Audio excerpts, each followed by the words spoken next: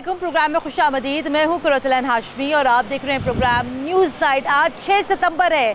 6 सितंबर वो दिन जब हमने अपने वतन के दिफा को नाकाबिल तस्खीर बनाया था। हमारे शाहीन, हमारे बरी जानबाज जो हैं वो आज के दिन जो है दुश्मन के ऊपर झपट पड़े। और 6 सितंबर का दिन हमें ये भी याद दिलाता है कि हम एक ज़िंदा कौम है और हम लोग वाकई में यहाँ पर एक ज़िंदा कौम है। 6 सितंबर वो दिन है जब हम लोग इस बात का अहद करते हैं कि हम लोग अपने वतन की हिफाजत के लिए अपने खून का आखिरी कतरा तक बहा देंगे, लेकिन इस वतन की हुर्मत के ऊपर हम यहाँ पर आंच नहीं आने देंगे। मैं अभी जो हूँ यहाँ पर पाकिस्तान एयरफोर्स के जो है मेस में मौजूद हूँ और आज का प्रोग्राम हम लोग यहाँ पे बहुत ज़्यादा इंटरेस्टिंग करने वाले हैं। वैसे तो आप लोग टीवी के ऊपर देखते रहे होंगे कि सारा दिन जो है हमारे यंग कैडेट्स जो है, हमारे यंग पायलट्स जो हैं वो टीवी पर आए हैं, अपनी गुफ्तगू कर रहे हैं। लेकिन जनाब आज के प्रोग्राम में हमारे साथ मौजूद हैं air vice marshal Anwar Mahmood Khan साहब, जो कि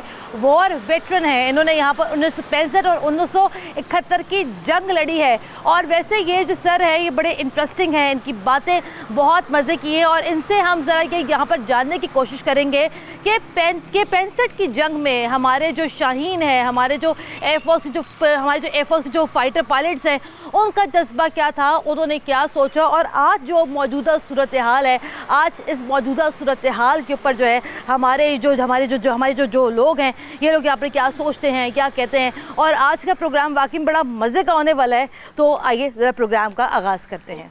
तो आइए जनाब वेलकम करते हैं अनवर महमूद खान साहब को। सर अस्सलाम वालेकुम, बहुत शुक्रिया आपके वक्त का।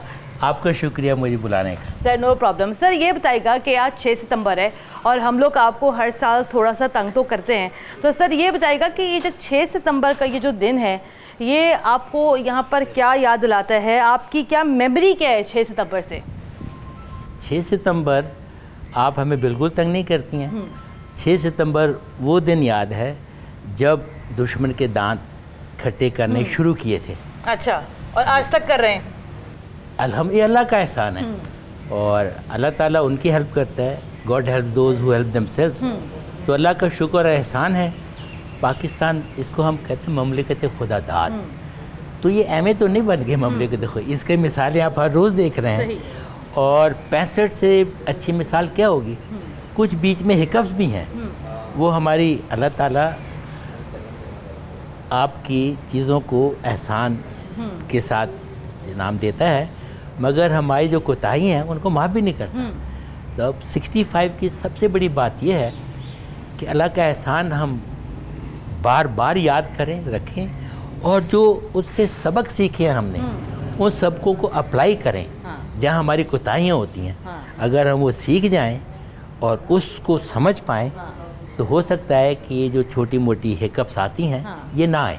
सर हम लोग 65 की जंग के ऊपर हम दोबारा वापस आते हैं। सर ये बताइएगा कि ज़ाहिरी बात है आपने उस ज़माने में ज्वाइन किया पाकिस्तान एयरफोर्स और ज़ाहिरी बात है कि हर ज़माने में लड़के जो होते हैं वो बड़े खलंडरे से, लाबाली से होते हैं और नॉर्मली ये होता है कि माँ बाप भी ये चाहते हैं कि चले जी एक मुनासिब वक्त पे जो है बच्चों की शादियाँ कर दें। ये बताइएगा कि आप कैसे गए पाकिस्तान एयरफोर्स में? और जैसे कि हम प्रोग्राम से पहले हम ज़रा यहाँ गुफ्तगू भी कर रहे थे, बड़ा इंटरेस्टिंग बैकग्राउंड है सर आपका। तो सर मैं चाहूँगी कि थोड़ा सा हमारे नाजरीन के लिए मुख्तसर से सर आप अपना ज़रा बैकग्राउंड भी ज़रा आप शेयर करें ताकि हमारे नाजरीन को भी पता चले कि हमारी पाकिस्तान एयरफोर्स में कैसे कैसे जेम पैदा हुए हैं और अभी तक हो रहे हैं। नहीं, अल्लाह ताला और लाएगा इंशाल्लाह। तो पैदाइश तो मेरी प्री पार्टीशन है, ठीक, और प्री पार्टीशन भी मतलब I was schooling in India. अच्छा। तो जब पार्टीशन हुआ है बच्चे थे और जैसा आपने शुरू में कहा खिलंडरे भी होते हैं, लाउबाले भी होते हैं, तो वो होना भी चाहिए बच्चों को, मगर इसमें तरबियत का बहुत बड़ा है। तालीम तो स्कूल में हो जाती है और तरबियत खाली वालिदैन नहीं माहौल भी करते हैं। यानी अगर पड़ोस के किसी अंकल ने कहा बेटे ऐसे नहीं करना तो उतना ही वाजिब समझा जाता था जितने वालिदैन ने कहा है, जो ट्रेंड आजकल शायद नहीं है। और वो पड़ोस में या मोहल्ले के या इर्द गिर्द के जो असहाब थे बड़े, वो सबको अपना समझते थे और छोटे सबको बड़ा समझते थे।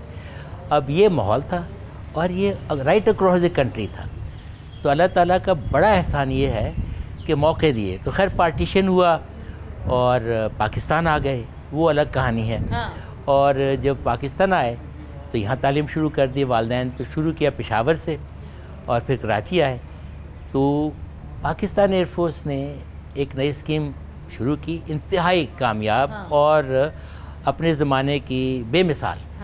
तो यानी बच्चों को लें और उनको तालीम दें अच्छे पाकिस्तानी बनने की, और उसमें अगर एयरफोर्स में आना चाहें तो आएँ।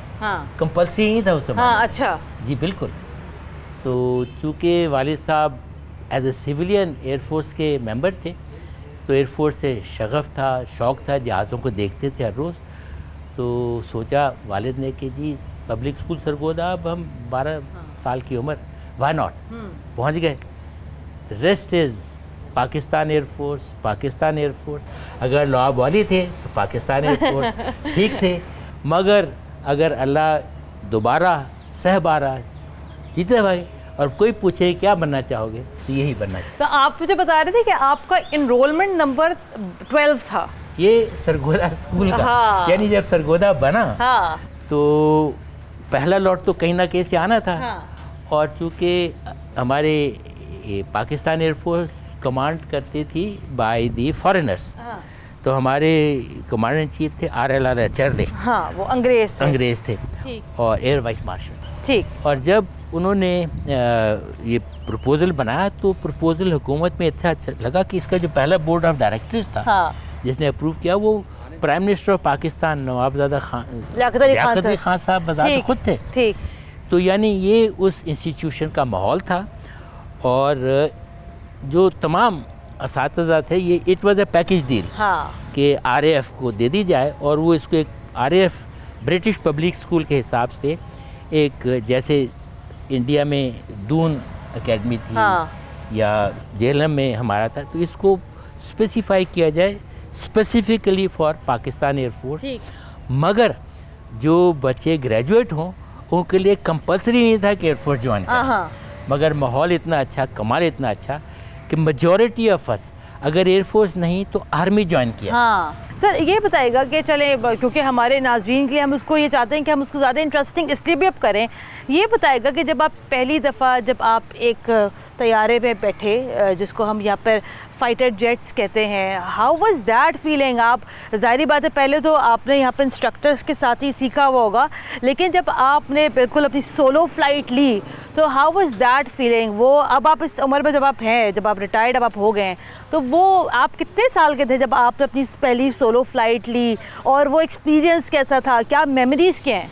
असल में again go back to Sargodha. तो सरगोदा उसमें सरगोदा बहुत है। नहीं, इसमें सरगोदा है। तो जब सरगोदा तो वो वाहिद स्कूल था कि हालांकि सरगोदा उसको बेस ही नहीं था। वहाँ पे कुछ ग्लाइडर होते थे और छोटे जहाज होते थे, ऑस्ट्रेलियस टाइगर मॉस कहते थे। तो पाकिस्तान एयरफोर्स ने वो जहाज रखे थे सिर्फ स्कूल के कैडेट्स के लिए। तो हम लोगों को जॉय राइड्स, फैमिलियराइजेशन, फ्लाइंग वगैरह उसमें जब रिसालपुर में आए जहाँ पे, तो वहाँ हावर्ड जहाज़ थे अपने ज़माने के, वर्ल्ड वॉर 2 का बड़ा अच्छा वर्ल्ड क्लास, वो कोई 7,500 जहाज़ मैन्युफैक्चर हो गए थे सारी दुनिया में। It was a standard trainer, America में भी वही ट्रेनर था।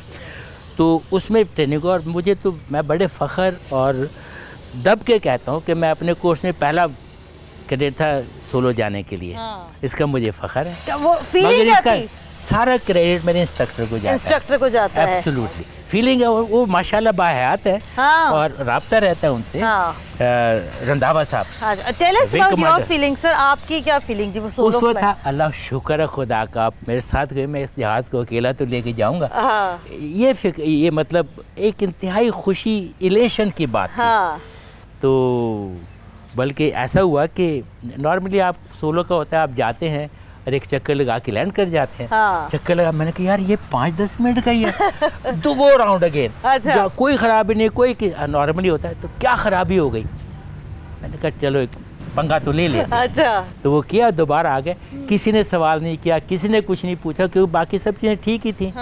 तो आराम से आगे पूछा, भाई वो तुम क्यों गए? सर लैंड करने को दिल नहीं कर। तो ये ना सर, तो फिर इंस्ट्रक्टर मैं उनको अपने वालिद की तरह समझता हूँ। और सारी पाकिस्तान एयरफोर्स उस ज़माने प्रोफेशनल्स, ये नहीं कि आज नहीं है, मगर वो एक फैमिली जैसा माहौल था, मगर एक्सट्रीमली प्रोफेशनल।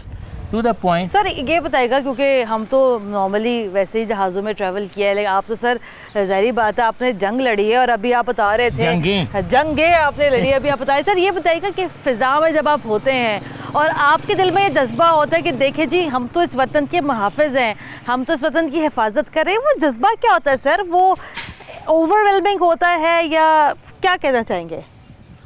भैया अब तो खैर बात पुरानी हो गई, मगर उस ज़माने में जज्बा था। हाँ। ये मेरा नहीं है, बल्कि मेरा तो ऑर्डिनरी बहुत अच्छे और ज़्यादा काम करने वाले मेरे कलीग्स थे, सीनियर्स थे, जूनियर्स थे। एक ही जज्बा होता था जब हम बात करते, यार इनको ज़रूरत कैसे हुई हम पर नज़र उठाने की। ये नहीं होता था कि ये अब अगर किया तो अब इसको भुगतें, किससे पंगा लिया इन्होंने। तो हमारी, अच्छा, और आपको लगता है कि अभी तक यही जज्बा है कि यार अच्छा दुनिया में कहीं पे भी कोई भी मामला चल रहा हो ना, हम बतौर पाकिस्तानी हमें ये लगता है कि हम बड़ी जज्बाती कौम है, चाहे इंडिया के साथ क्रिकेट का मैच हो या अभी हमने देखा वो टोक्यो ओलंपिक्स में जो है वो जेवलिन थ्रो का जो था, तो हमें लगता है कि अगर हमने मुकाबला भारत के साथ करना है ना, तो हमें ये लगता है यार इनकी हिम्मत कैसे हुई, इनकी इतनी मजाल कैसे हुई। How dare they. तो मैंने आपसे वो अर्ज़ किया ना कि ये अच्छा, इसमें हमें मनहसल कौम, जिस ज़माने की मैं बात कर रहा हूँ, हम लोग पार्टीशन से अलग हुए थे और वो जज्बात कुछ और थे। यानी एक नई मुल्क, यानी ये पहली दफ़ा है कायद-ए-आज़म के मुतालिक स्टैनली वॉलपोर्ट ने कहा था कि तारीख़ की वाहिद शख्सियत हैं जिन्होंने खाली एक नई कौम नहीं बनाई, एक नया मुल्क बनाया और एक नया जोग्राफिया बदल दिया दुनिया का। सर वो किस्सा तो सुनाइएगा, जैसे भी आप हमें पहले बता रहे थे कि 58 में हमने एक भारतीय तैयारा गिराया था, सर वो बताइएगा, वो बड़ा इंटरेस्टिंग होगा, वो क्या सारा वाक़या था? ओह, उस वक्त हम लोग कैडेट थे। इंडिया के पास अभी भी जैसे उनके पास हमसे बहुत ज़्यादा जहाज़ हैं। हाँ। उस ज़माने में वो हमसे 5 गुना बड़ी एयरफोर्स थे, तो उनके पास अपने ज़माने का the finest light bomber in the world British electric, English electric Canberra था, जो 40-50 हज़ार फुट पर जा सकता है। हमारे पास सेबर जेट थे, ये कोरियन वॉर की विंटेज के जहाज़ थे, जो वर्ल्ड वॉर 2 के बाद बेसिकली ये पहला सही फाइटर था। इंडिया के पास इससे भी मॉडर्न जहाज़ थे, हॉकर हंटर। अगर सेबर की power, horse power let's say 6000 pound है, हॉकर हंटर की 10,000 पाउंड थी, और कैनबरा में उसके 2 इंजन लगे हुए थे। तो वो आते थे हमारे मुल्क के ऊपर टकटलियाँ करके चले जाते थे, समझे कि जी जहाज़ तो पहुँच ही नहीं सकता। तो ईद के दिन भी यही हुआ। अच्छा, तो अब यह देखिए, पाकिस्तान एयरफोर्स में खाली पायलट से नहीं लड़ते, हमारा हर जवान लड़ता है, और जो हमारा टेक्नीशियन है, जो हमारा टायर चेंज कर रहा है, वो उतना ही इम्पोर्टेंट है जितना पायलट है। तो इस लिहाज से जब हम कॉम्बैट की बात करते हैं, पायलट के तो अपने मुकाम कहना ज़रूरत नहीं है, मगर एक हमारा कंपोनेंट है एयर डिफेंस, जो रेडार्स के ऊपर, और आजकल तो और भी सेंसर्स आ गए हैं, कनेक्ट करते, वो रेडार्स पे इस जहाज़ को देख रहे थे, ठीक है, इंडियन को।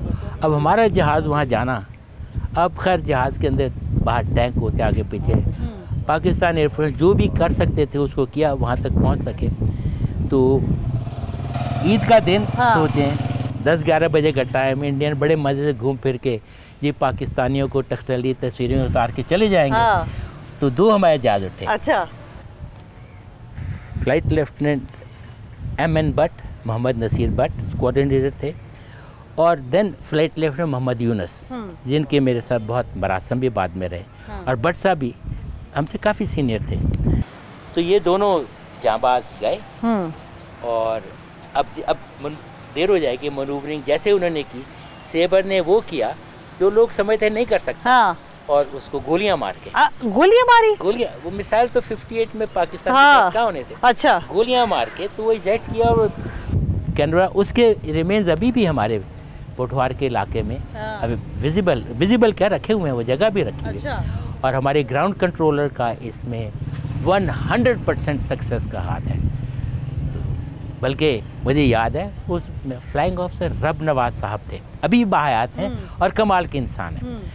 आप कभी, मैं चाहूँगा कि कोई इसकी एयर डिफेंस वर्जन का उधर से सुने। सही।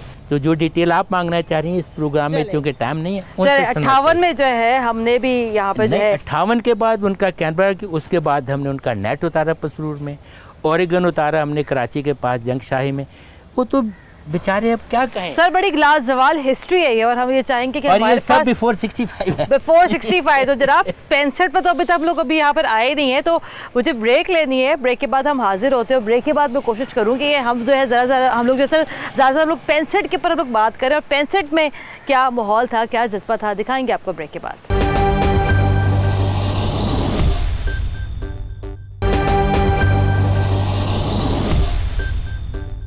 ब्रेक के बाद एक बार फिर खुशामदीद। आप देख रहे हैं प्रोग्राम न्यूज़ नाइट, और आज का हम ये स्पेशल प्रोग्राम कर रहे हैं यौम दिफा के हवाले से। अनवर महमूद ख़ान साहब हमारे साथ मौजूद हैं। बड़ी इंटरेस्टिंग, बड़ी मज़े की इनके साथ यहाँ पे गुफ्तगू हो रही है। तो सर, ये तो हमें सारा बैकग्राउंड मिल गया, बड़ा मज़ा भी आया सुन के। सर, अब हम लोग बात करते हैं 65 की जंग की, जिसकी याद में जो है यौम सितंबर जो है मनाया जाता है। तो सर, मैं देख रही हूँ ये आज के दिन का नाम सुनते ही आपके चेहरे पर बड़ी मुस्कुराहट आ गई है। मुझे लग रहा है आपके तरह एक बड़ा फख्र की कैफियत तो जब भी आपके चेहरे पे नजर आ रही है, क्या वजह है? क्यों ना हो, हमारे बड़े, हमारे कलीग्स, हमारे भाई, जो उन्होंने किया अब तो तारीख का एक हिस्सा है। तो अब 6 सितंबर है, पाकिस्तान एयरफोर्स तो 1 सितंबर से ही दुश्मन पर टूट कर पड़ी थी। आपको मैं एक छोटा सा सीक्रेट बताता हूँ। सीक्रेट तो नहीं है, ये एक बहुत खुली बात है, हम इसको उजागर नहीं करते हैं।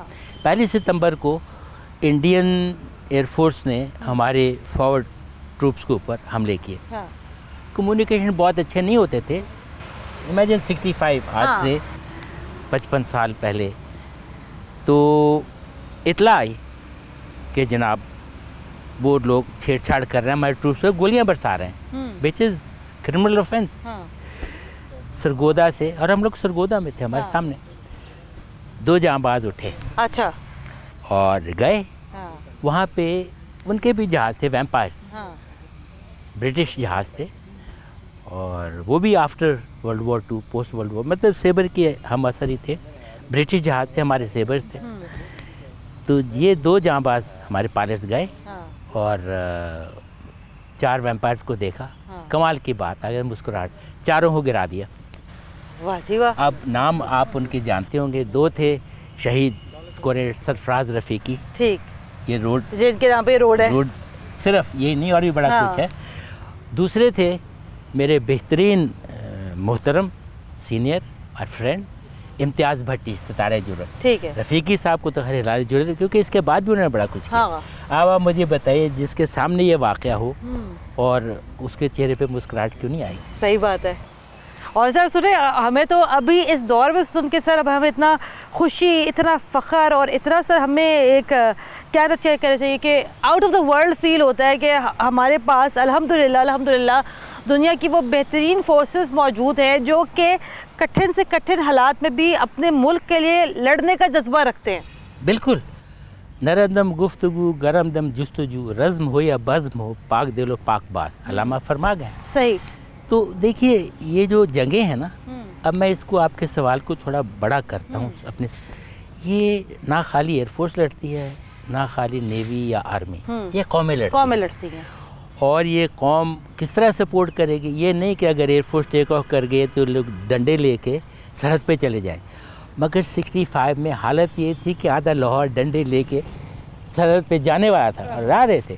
और इन हाउ डेयर, तो मैंने शुरू में आपसे जिक्र किया कि दुश्मन ने हम पर रात की तारीकी में हमला किया। उनके एक जनरल साहब थे, उन्हें पता नहीं किस मूड में थे, क्या खा पी के सोए थे कि कल शाम को हम विस्की का पैक लाहौर जिमखाना में पिएंगे। वाह जी वाह। ये तो बड़ी मशहूर बात है। तो मेरा ख्याल है वो बात हुई नहीं। तो फिर इस किस्म की चीज़ें सुन के मुस्कुराहट आती है। उसके लिए हमारे फ़ौजी जवान, हमारे समुद्री महाफिज, सेलर्स स्टार्टिंग। तो पाकिस्तान ये मुमलिकत खुदादाद वो है जिसको मैं अपनी को तय जितना हमारे पोटेंशियल है हम इसको संभाल नहीं पा रहे। अभी तो ये कुछ भी नहीं है, अभी हमें दुनिया की बड़ी ताकत होना चाहिए। अब देखिए, पाकिस्तान एयरफोर्स एक इतनी एयरफोर्स इसकी मैन पावर है जितनी एक बड़ी फैक्ट्री के बंदे होते हैं। 60-70 हज़ार लोग। हम गवादर से गिलगित तक अपनी प्रेजेंस को दिखा रहे हैं। पुलवामा का किस्सा आपको पता है। दुनिया की कौन सी एयरफोर्स है जो अपना जहाज़ खुद बनाती है और वर्ल्ड क्लास जहाज़ है? मैं थंडर 17 की बात कर रहा हूँ। अब कमाल की बात यह है कि ये जहाज़ हम इतना अच्छा है कि हम इसको एक्सपोर्ट भी कर रहे हैं। हाँ। अब मुझे बताइए, अगर चंद हज़ार लोग एक ख़ास माहौल में रहकर ये कर सकते हैं, 60, 70, 80 हज़ार, आप 1 लाख कर लें, हाँ। तो 22 करोड़ की कौम तो चाँद को ज़मीन पर ला सकती है, ज़मीन को चाँद पर ले जा सकती है। तो मुझे सिर्फ ये है कि ये अब बात पुरानी हो गई, ज़रा नम हो तो ये मट्टी। अब टाइम है कि हम इसको आबियार करें, उस नमी को लाएं और मुल्क को आगे बढ़ाएं। ये नहीं है, ये 65 मेरे जहन में ये बातें आती हैं, क्योंकि उस बात को गुजरे हुए तब चंद दिनों की बात नहीं है, निफ सदी से भी ज़्यादा का किस्सा है। ठीक है सर, मुझे ब्रेक लेंगे दोबारा से, ब्रेक के बाद दोबारा हाजिर होते हैं, हमारे साथ रहेगा।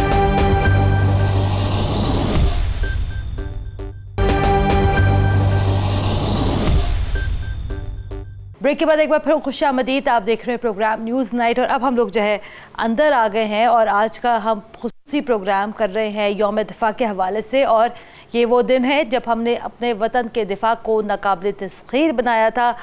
सर, दोबारा ज़रा आपसे गुफ्तगू का आगाज़ करते। सर, हमने आपका तो सारा वाक़यात सुने और ज़ाहिर बात है बड़ा मज़ा भी आया। और क्योंकि हमारे पास टाइम का हमारी अक्सर ख्वाहिश तो यही है कि कम वक्त में ज़्यादा से ज़्यादा आपसे गुफ्तगू करें। सर, ये बताइएगा कि अभी रिसेंट पास में जो अभी इंडिया ने ज़रा दोबारा शरारत की हमारे मुल्क में आके, और हमने देखा कि हमने एक इंडियन पायलट पकड़ लिया। आपने पुलवामा की बात कर रही हैं? नहीं सर, अभी जो रिसेंटली अभिनंदन वाला जो, हाँ अभी, हाँ जी सर। तो सर अभी जो भी रिसेंट में जो वाक़या हुआ कि अभी हमने जो एक इंडियन पायलट हमने पकड़ लिया, इंडियन तैयारा मार गिराया। तो हमने देखा कि बड़े तैयारे मार गिराए, तैयारे, ठीक है सर, हमने तैयारे मार गए। तो हमने देखा सर बड़े अरसे के बाद कौम के अंदर हमने देखा वही जज्बा था, वही वलवला था, और हम तैयार बैठे थे कि दुश्मन आए तो सही, फिर हम बताएं। आप बताइएगा कि चूँकि आपने 65 की जंग लड़ी है और आप जो है एक्स वॉर वेटरन है, ये बताइएगा कि आपकी क्या फीलिंग्स थी उस टाइम, आप क्या सोच रहे थे? पुलवामा के मतलब वेल डन पाकिस्तान एयरफोर्स। जो एयरफोर्स ने अब किया है वेल डन के साथ एक ये भी बात है कि जैसे हम जैसे लोग जो हैं जिन्होंने एयरफोर्स को की खिदमत की है, ग्रो किया है, ये जो नई पौध है ये हमसे कम नहीं है। हाँ। ये उतने ही प्रोफेशनल हैं या उससे ज़्यादा हैं। हाँ। इनका काम टफर है। हाँ। इनकी इक्विपमेंट मोर कॉम्प्लिकेटेड है, बट कमाल की बात ये है कि they are totally up to the task. इसका मतलब ये है कि कायद आज़म जब पाकिस्तान एयरफोर्स एकेडमी में पहला विज़िट किए थे, हाँ। उसका नाम था RPF फ्लाइंग स्कूल रिसालपुर। तो कायद आज़म का फरमान था, उसमें हमने गोल्डन अल्फाज में वो लिख के रखे हुए हैं, let Pakistan air force be second to none. ये कायद आज़म ने फरमाया था। और कमाल ये है कि हमारी एयरफोर्स की लीडरशिप ने कायद के अहकाम को दिल से लगा रखा है। तो ये जब आप पुलवामा की बात करते हैं तो फ्रॉम बॉटम टू टॉप इसमें जो सामने आते हैं वो तो नेचुरली आएंगे and very well deserved, very well earned honours. बाकी जिन्हें इसको प्लानिंग की, उसको एग्जीक्यूट करवाया गया और उसके लिए एनवायरनमेंट बनाएंगे, दे नीड इक्वल रिकग्निशन। और एयरफोर्स में उनको हम रिकग्नाइज करते भी हैं। ये बात है, ये इंडिविजुअल एफर्ट नहीं है। फॉर एग्जांपल, दुनिया को कौन नहीं जानता, तारीख है जेट कॉम्बैट फाइटर फ्लाइंग में हमारे मोहम्मद महमूद आलम साहब की, जो पर्सनली मुझ पर मेहरबान थे। अच्छा। और इंतहाई काबिल एहतराम शख्सियत। आप कभी उनसे भी बात करते तो भी इसको टीम एफर्ट ही बताते थे। इससे बड़ी बात क्या हो सकती है? तो अभी जब मैंने आपसे बाहर बात की थी रफ़ीकी साहब की या इम्तियाज़ भट्टी साहब की, that was team effort starting from the man जो जहाज़ की प्री फ्लाइट के साथ उनके साथ था, इंजीनियर्स जिन्होंने जहाज़ को उस नहज पे बुलाया कि हर चीज़ जाते वक्त और आते वक्त ऐसी काम कर रही थी जैसे डिज़ाइनर्स बनाते हैं इसको। तो फिर तो सर आपसे आखिरी मेरा सवाल है वो ये है कि ज़ाहिरी बात है आपने इतने लंबे अरसे आपने सर्विस की, आपने अपना दिल, जान, टाइम, उम्र सब कुछ आपने एयरफोर्स पे निछावर कर दिया। कोई एक ऐसा यादगार वाक़या है जिसको सुनाकर आपको ऐसा लगे कि शायद आपने वाकई में पाकिस्तान एयरफोर्स का हक अदा कर दिया? देखिए 36 साल की सर्विस निछावर नहीं किया, इट वाज एन ऑनर कि एयरफोर्स ने खिदमत का मौका दिया, ये कुछ नहीं वो किया। और बाकी देखिए एयरफोर्स ये जैसे मैंने अर्ज़ किया एक मौके का नहीं है, 65 में भी ऐसे कई वाक़यात हुए हैं जो मैं चाहूँ मगर टाइम की वजह है। अब आप एक बच्चे को लेते हैं, उसको आप एयर वाइस मार्शल बना देते हैं और स्काई द लिमिट। रोज़ देखता हूँ तो पाकिस्तान एयरफोर्स बज़ाते ख़ुद एक मुआज़ा है। तो इसमें कहें कैसे, तो मुझे एक किस्सा याद, 65 की बात है, गए वापस आए, डिक्लेयर किया जहाज़ ठीक है ताकि दूसरे मिशन पे जा सके। और माइंड यू हम जाते थे तो कई हमारे कलीग नहीं आते थे, ग्राउंड फायर हिट कर जाती थी, रॉकेट्स बॉम्ब्स तो खैर हवा में नहीं जाते मगर जो गोले एंटी एयरक्राफ्ट दूसरे, तो हमारे साथ हुआ, कलीग गए वापस नहीं आया, मैं भी हो सकता था, वापस आके लिखा जहाज़ बिल्कुल ठीक है। तो कोई 5-10 मिनट के बाद हमारा इंजीनियरिंग ऑफिसर प्यार से भाभी बाहर आना ज़रा। मैं बाहर गया, मैं क्या खैरियत, कहते जहाज़ देख, मैं देखा ठीक है, कहते थले जाके देख, 18 सुराख उसके अंदर दुश्मन के। अब ये एक वाक़या है। दूसरा वाक़या, आप एज ए फ्लाइंग ऑफिसर आप गनरी रेंज के ऊपर फ्लाइंग कर रहे हैं, टारगेट अपने रॉकेट मारने हैं, गोलियां मारनी हैं, आप उसके बाद वापसी रीजॉइन कर रहे हैं। आपने कभी सुना है हवा में 2 जहाज़ टकरा गए हों तो कोई बचता है? नहीं। हाँ, तो वो वापस आए तो टकरा गए, अच्छा, फॉर वट एवर रीज़न, वो फिर लंबी कहानी हो जाती है, इंटरेस्टिंग।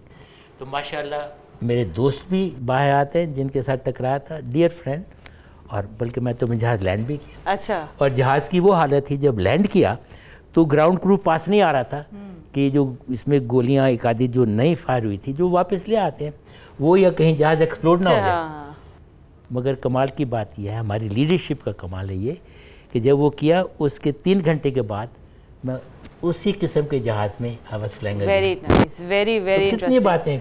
कितनी बातें सर, बातें टोटल कंट्रोल इसका क्रेडिट जाता है हमारी लीडरशिप को। अनवर महमूद खान साहब आपका बहुत शुक्रिया। और आई नो कि बातें यहाँ बहुत ज़्यादा हैं, वक्त हमारे पास कम है और इतनी इंटरेस्टिंग बातें। और सर जैसे कहते हैं ना कि अपनी एक लाजवाल तारीख़ के बारे में जब आप जानते हैं तो आपको बड़ी खुशी महसूस होती है, और वही खुशी वही फ़ख्र मुझे इस टाइम महसूस हो रहा है। और फ़ख्र इस बात का कि अल्हम्दुलिल्लाह सुम्मा अल्हम्दुलिल्लाह कि हमारी हिफाजत के लिए अभी भी वो लोग मौजूद हैं जो कि शायद 1 सेकंड के लिए भी इस बात का नहीं सोचते हैं कि अगर हमें कुछ हो गया तो हमारे पीछे घर वालों का क्या होगा। तो मेरे ख्याल से कोई भी जवान हो, चाहे वो आर्मी में हो, पाकिस्तान एयरफोर्स में हो या नेवी में हो, मेरे ख्याल से ये सोच तो शायद किसी के दिमाग में भी नहीं आनी चाहिए, और ना आती है। तो मैं पर्सनली अपने तमाम अफवाज पाकिस्तान का, पाकिस्तान एयरफोर्स का, पाकिस्तान नेवी का जो हम यहाँ शुक्रिया अदा करना चाहते हैं कि आपकी वजह से हम यहाँ पर बैठे हुए हैं, और आपकी वजह से जो है हम लोग यहाँ एक आज़ाद मुमलिकत में हम यहाँ सांस ले रहे हैं। प्रोग्राम के लिए हमें अपना फीडबैक ज़रूर दीजिएगा। कुरतुल ऐन हाशमी को इजाज़त दें। अल्लाह हाफ़िज़।